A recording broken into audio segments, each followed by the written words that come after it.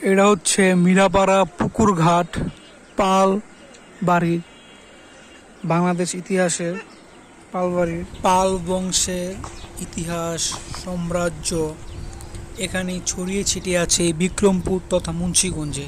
শত বৎসরের ইতিহাস পড়ে আছে, ভেঙে আছে এই বালিকণা, সবই ইতিহাস। আর এই বিক্রমপুরের পালবাড়ির প্রতিষ্ঠাতা গোপাল। এই পালবংশীয় পালবাড়িটা মুন্সিগঞ্জ জেলা মিরাপাড়ায় অবস্থিত। এই জন্য এক ধ্বংসুক ইতিহাস সাক্ষী দিচ্ছে পাল বংশীয়। এই পালবাড়ির আশেপাশে আরও পালবাড়ি আছে, আবদুল্লাপুর পালবাড়ি, রামপাল এলাকা। এই গেটটা খুবই চমৎকার। আর এই হচ্ছে পালবাড়ি থেকে বের হয়ে গেলাম। এই হচ্ছে পালবাড়ির পাশে আরেকটা বিলাসবহুল ভবন।